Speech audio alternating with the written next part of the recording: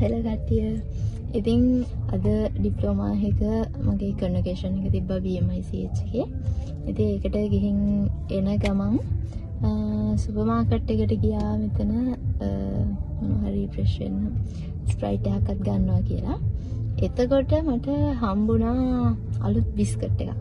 ඒක අලුත්ම කියන්නත් බෑ. ඒක ටික කාලයක් ඇවිල්ලා. ඒ වුණාට මට අලුත් very first time තමයි try කරන්න බැලුවේ.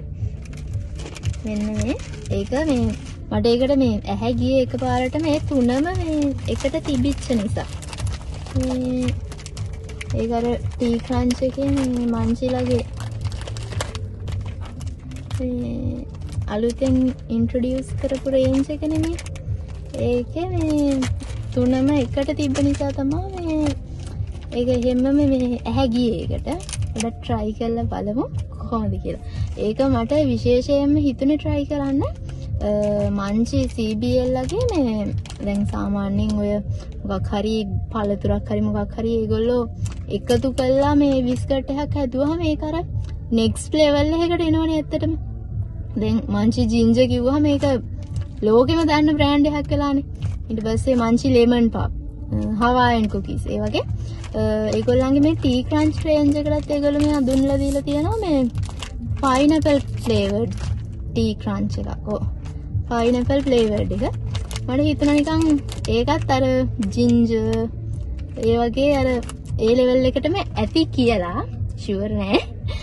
බලමු අපි try කරලා තුනම ගත්තා. තුනම try කරලා බලමු කොහොමද ඒවත් හත්වෙ කියලා. මුලින්ම normal biscuit එක බලමු මේගොල්ලන්ගේ. ඒකේ මාර සුවඳක් එනවනේ.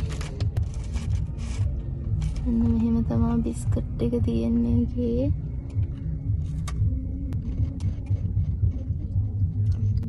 ඒකම පොඩි කිරි රසක් වගේ තියෙනවා. ක්‍රන්චි. ඇත්ත. නමට නම් සාධාරණයක් කරනවා. ක්‍රන්චි. පොඩි කිරි රහක් තියෙනවා. රසයි ක්‍රන්චි කියන එක නම් ඒක 100% ක්‍රන්චි තමයි. පොඩි කිරි රහක් තියෙනවා. ඒක තමයි ඒකේ තියෙන විශේෂයකට කියන්න තියෙන්නේ. ඊළඟට මේක මට මේ කෑවහම ආවේ අපි ඔය මේ චීස් කේක් කන්නේ. ඔය පොඩි කඩවල වලින් චීස් කේක් කෑවහම පොඩි කඩවල වලින් සෝනි චීස් කේක් කෑවහම ඒකේ බේස් එකට දාලා තියෙන්නේ. අන්න ඒ වගේ රහක් ආවා. ඊළඟට චොක්ලට් එක මොකද කියලා බලමු.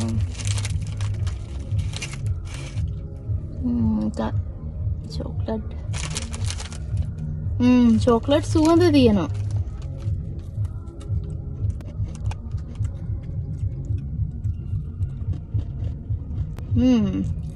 ඒකත් ක්‍රන්චි කියන එක ඇත්ත. ක්‍රන්චි තමයි. ඒකෙත් අර ලොකු පැණි රසක් නැහැ. චොක්ලට් රස පියෝ චොක්ලට් රසක් බලාපොරොත්තු වෙන කෙනෙක්ට මේක රෙකමන්ඩ් කරන්න පුළුවන්. පැණි රසක් නැහැ වුණාට ලොකුවට. පොඩි පැණි රසක් තියෙනවා. ලොකුවට පැණි රසක් නැහැ. ඊළඟට තමයි ආරාධිතා මුත්තා. මේක බලන්න තමයි මම වැඩි හරියක්ම මේ තුනම ගත්තේ. අපි බලමු ඒක කොහොමද එන්නේ කියලා. පයිනැපල් සුගඳ නම් තියෙනවා.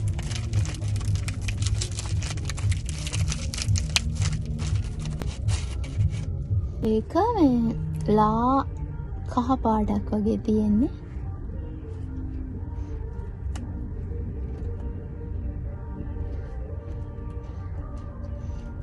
ඒකේ අර ලොකු මේ දැන් පයිනැපල් ෆ්ලේවර් එකක් නේ. ඒතර ලොකු පයිනැපල් රහක් නැහැ. ඒ වුණාට අර ඒක මේ කටේ තියනකොටම වගේ එන අමුතු ඒක ෆ්ලේවර් එකක් කියන්න ඕනේ ඇත්තටම. ස්මෙල් එක තියෙනවා. ඒ වගේම රස අර ඕවර් ගියපු ස්වීට් රසක්වත් එහෙම අර මේ පයිනැපල් කිව්වම ඇඹුලක් එහෙම නෙවෙයි. ඒකට පයිනැපල් කියලා අඳුර ගන්න පුළුවන් රහ තියෙනවා මේකේ. ඒක ඇත්තටම හොඳයි. පාවිච්චි කරපු අත්හදා බලපු තුනෙන්ම ඇත්තටම වැඩියම රහ මේ පයිනැපල් ෆ්ලේවර් එක කියන්න ඕනේ. මම ගියේ පට්ට මහන්සි දාඩියයි ටයර්ඩ් ඔක්කොමත් එක්ක මොනවා හරි රීෆ්‍රෙෂ් වෙන්න වගේ මොනවා හරි ගන්න. ඒවත් ගත්තා. ඒ ඇස්සේ මේක ඔක්කොටම කලින් try කරන්න ඕනේ කියලා හිතනවා. දැන් එහෙනම් තව වීඩියෝ එකකින් හම්බෙමු.